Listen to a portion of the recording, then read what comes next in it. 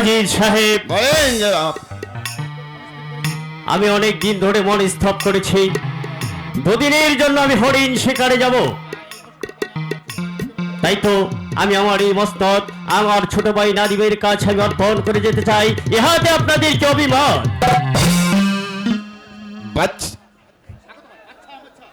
বাচ্চা আমছা, তুমি আমাকে উজিরের পদ থেকে বরখাস্ত করে তোমার ছোট ভাই নাদিমকে উজির পদে বহাল করতে চাও, তাহলে আমার উদ্দেশ্য কি কোনোদিন সফল হবে না।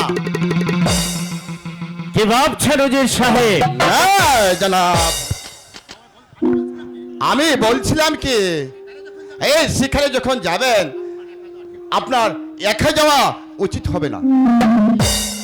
আপনি তাহলে কি আপনিও যেতে চান আমার সঙ্গে? না জনাব, আপনার দেহরক্ষী হিসাবে ওই আপনি নাদিমকে সঙ্গে নিয়ে গেলে আপনার ভালো হবে। উজির সাহেব, আমি বলছিলাম কি,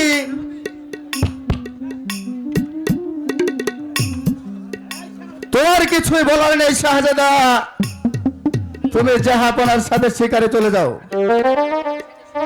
আমরা যদি একসাথে শিকারে যাই তাহলে মসনদ রক্ষা করবে কে সেনাপতি সাহেব? মসনদের লোভে বাদশাহ তোমাকে আমি চিরদিনের জন্য মিঠে দিব।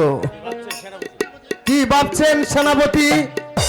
না কিছু না শাহজাদা, মাত্র দুদিনের জন্য শিকারে যাবেন, আমরাই রক্ষা করবো এই উদয়পুরে মসনদ, না কি বলছো উজির সাহেব? হ্যাঁ ঠিকই বলছেন, আমরাই পারবো এই উদয়পুরের মসনদ রক্ষা করতে। আর শাহজাদা নাদিম হচ্ছে আপনার আশা ভরসা, তাই নাদিমকে আপনি সঙ্গে নিয়ে যান। অতি উত্তম উত্তম কথা বলেছেন অজির সাহেব। বেশ, আপনাদের উভয়ই যখন একই মত, তাহলে নাদিমকে নিয়ে আমি শিকারে যাত্রা করব। অজির সাহেব, আমরা শিকার থেকে ফিরে না আসা পর্যন্ত আমার এই সমস্ত রাজ্যভার আপনি ঠিক মতো পরিচালনা করবেন। এই নিয়ে আপনি কোনো চিন্তা করবেন না, প্রয়োজন হলে আমার বুকে রক্ত ঢেলে দেব। অজির আজম, আমি আপনার কথা শুনে অতি আনন্দিত হলাম, কিন্তু মনে রাখবেন অজির সাহেব, আমি শিকার থেকে ফিরে এসে যদি আপনার কাজের ঠিক মতো পরিচালনা করতে যদি ঠিক পাই, তাহলে সর্বদাই আমি আপনাকে আমার সাথে রাখবো।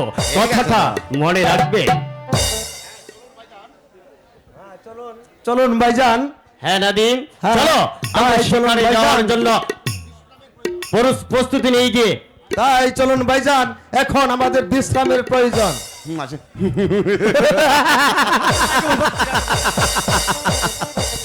বাদশাহ আহমেদ সাহেব, তুমি এখন শিকারের নেশায় উন্মাদ।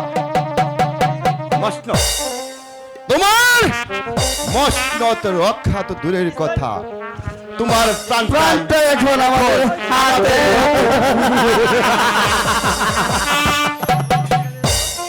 চলো নবীর সাহেব, আমরা ছদ্মবেশে বনের মাঝে চলে যাই।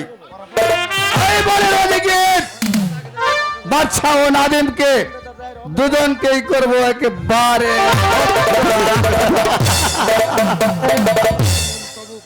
চলো নদীর সাহেব, তাই চলো আমরা অন্তঃপুরে চলে যাই। ঠিক আছে।